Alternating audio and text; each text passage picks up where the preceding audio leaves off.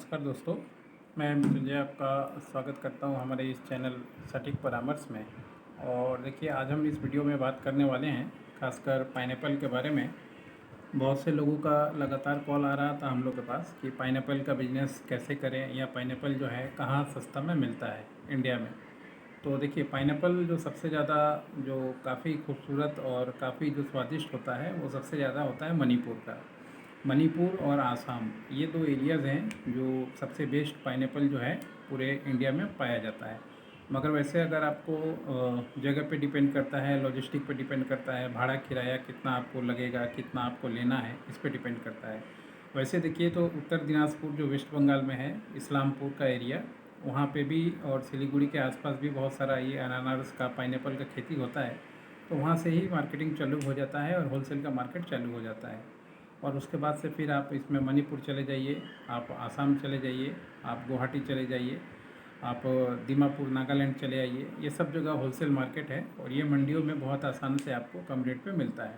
सिलीगुड़ी में, खासकर सिलीगुड़ी और ये जो एरिया है, वहाँ पे आपको जो रेगुलेटर मार्केट है, वहाँ पे इसका बहुत सारा होलसेलर और थोक व्यापारी आपको मिल जाएगा जो ट्रक भर के सामान आपको दे पाएगा। इसके अलावा गुवाहाटी का होलसेल जो मार्केट है, बाज़ार, उसमें भी आपको मिलेगा। मणिपुर और नागालैंड में भी आपको मिलेगा। तो मणिपुर में क्या होता है, थोड़ा लोग पहुंच नहीं पाते हैं या जा नहीं पाते हैं, या हमेशा ऐसे डिस्टर्बेंस जो अभी है वैसा चल रहा है। तो वहाँ के ज़्यादातर लोग जो भी किसान होते हैं, या तो वो गुवाहाटी के मार्केट में लेके चले जाते हैं, या फिर आसाम के और सब जोरहाट या डिब्रूगढ़ ऐसा मार्केट हुआ, वहाँ पे भी लेके चले जाते हैं, या सिलीगुड़ी के मार्केट में बल्क ऑर्डर पे लेके आते हैं। तो इन सब जगहों से आप जो है चीज़ों को ख़रीद सकते हैं। अब मेन होता है इसमें रेट की बात, कि लगभग अप्रॉक्स समझिए तो मार्केट में आपको केजी के हिसाब से 6 रुपये से लेके 10 रुपये केजी तक के बीच में मिल जाएगा, ये जो होता है। और रिटेल में यही चीज़ आपको पीस के हिसाब से सेल होता है, 40 रुपीज़, 35 रुपीज़, ये हिसाब से। तो कम से कम समझिए आपको 10 से 15 रुपये जो है पर केजी पे इस पे आपको बेनिफिट है। अब इसमें आपका लॉजिस्टिक भी है, किराया भी है, ये चीज़ें डिपेंड करती हैं। अब किराया मान लीजिए आप पूरे इंडिया में कहीं भी अगर ट्रक से जाते हैं और 20 टन का आपका ट्रक है, तो 1,20,000 रुपये हार्डली समझिए किराया है पूरे इंडिया में कहीं भी। जम्मू से लेकर कन्याकुमारी तक अगर आप जाते हैं, जो सबसे लॉन्गेस्ट है, तो वो किराए का ये रूट है। तो आप क्या कीजिए, अगर कोई भी आपको सामान लाना होता है तो देखना चाहिए कि ट्रांसपोर्ट डिपार्टमेंट में, वहाँ पे, या ट्रांसपोर्ट के ऑफिस में, या नियरेस्ट जो ट्रांसपोर्ट शहर है वहाँ पे कौन सा गाड़ी है जो खाली खड़ा है, सामान लेके आया है और वापस जाने के लिए किराया ढूंढ रहा है।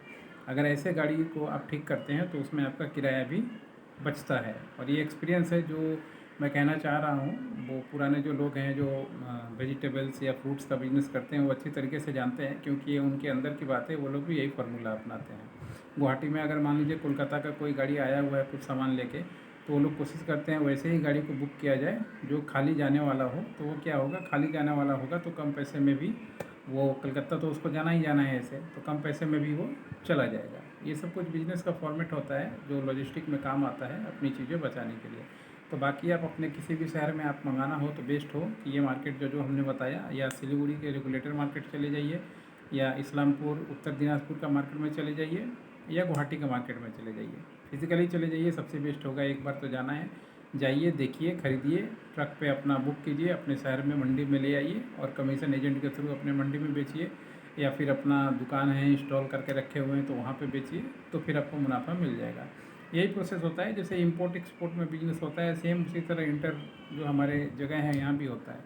ये आसाम से आपको लाना है, यहाँ पे प्लेस पे विजिट कीजिए, और पहले आप जो मार्केट में बेचना चाहते हैं, सपोज़ कीजिए आप कोलकाता के मार्केट में बेचना चाहते हैं, कोलकाता के मार्केट में नहीं होता है, तो आप क्या कीजिए, पहले कोलकाता के मार्केट में विजिट कर लीजिए, देख लीजिए किस किस दिन ज़्यादा माल आ रहा है, या किस किस दिन शॉर्टेज आ रहा है, या क्या रेट चल रहा है, कैसे वो रेट डिसाइड हो रहा है, कैसे ऑप्शन हो रहा है। उसके बाद फिर आप इस मार्केट में जाइए यहाँ से, क्योंकि एक जगह का आपको रेट पता चल चुका है। अब उसके बाद फिर आप दूसरी जगह जाते हैं तो आपको आसानी से वहाँ भी ऑप्शन होता है, वहाँ से सस्ते में ख़रीद के अपना ट्रांसपोर्ट बुकिंग वगैरह करा के आप ला के यहाँ पे एज ए कमीशन एजेंट को दे के अपना माल सेल करा लेते हैं। कमीशन एजेंट जो क्या करते हैं, कुछ कमीशंस लेते हैं, 50 पैसा, 25 पैसा, 1 रुपये पर केजी के हिसाब से, मगर वो पूरा आपका माल जो है बिकवा देते हैं। अगर मंडी में मान लीजिए सामान नहीं हुआ है, आया हुआ है, पाइनएप्पल नहीं आया हुआ है, और ऐसे समय में अगर आप पाइनएप्पल लेके जाते हैं तो आपको ज़्यादा रेट मिलेगा। अगर मान लीजिए मंडी में चारों तरफ पाइनएप्पल ही पाइनएप्पल है और उसमें आप ख़रीद के अपना ट्रक लेके जाते हैं तो आपको रेट कम मिलेगा। ये बिज़नेस का फॉर्मेट होता है किसी भी होलसेल ऐसा बिज़नेस में। तो ऐसे जगह चुनिए जहाँ पे ज़्यादा लोग नहीं पहुँच पाए हैं, वहाँ पे अगर आप अपना सामान लेके जाते हैं तो आपको रेट अच्छा मिलेगा। या छोटे सब टाउन जिसमें जनसंख्या ज़्यादा है, डिमांड ज़्यादा है मार्केट में, वहाँ लोग अभी तक ज़्यादा नहीं जाते हैं, ऐसे टाउन पकड़िए तो भी आपको रेट ज़्यादा मिलेगा। और इसमें आपको अपना एक कंपनी बनाना है, कंपनी प्रोप्राइटरशिप हो कुछ भी हो, जीएसटी तो इसमें लगता नहीं है। और एक मान लीजिए अगर ट्रांसपोर्ट के लिए है तो बना लीजिए जीएसटी, और उसके बाद से एक आपका फसाई का लाइसेंस बना लीजिए, होलसेल में काम करना है तो। ये 2 चीज़ बना के आप पूरे इंडिया में कहीं भी काम कर सकते हैं। और अगर आप इस पाइनएप्पल बिज़नेस में उतरना चाहते हैं, लोकल कॉन्टैक्ट्स खोजना चाहते हैं, तो सिलीगुड़ी के मार्केट का कोई लोकल कॉन्टैक्ट्स हम लोग दे देंगे। मगर फिर भी कॉन्टैक्ट्स देने से अच्छा है कि आप एक बार जाके वहाँ विज़िट करके काम कीजिए तो ज़्यादा अच्छा है। लाइसेंस वगैरह बनाना हो या इसमें कुछ नया तरीका बनाना हो कि इसको पैकेटिंग करके बेचना हो या इसको कटिंग करके बेचना हो, तो उसमें ट्रेड लाइसेंस, ISO 22000 ये सब चीज़ें लगती हैं। या एक्सपोर्ट इंपोर्ट करना हो तो इसमें IC कोड लगता है। इसके अलावा अगर बहुत और भी कुछ करना चाहते हो तो लाइसेंस पार्ट पे हम लोगों से आप बात कर सकते हैं, मिल सकते हैं और पूरी जानकारी लेके अपना काम चालू कर सकते हैं। बाकी इस मार्केट के बारे में लगता है 90% चीज़ मैंने बता दिया। अब आपके ऊपर है आप किस तरीके से जाके आसाम या उस नॉर्थ ईस्ट के जोन में जाके पाइनएप्पल ख़रीदें और ख़रीद के अपना बिजनेस स्टार्ट करें। आज के लिए इतना ही दोस्तों, नमस्कार।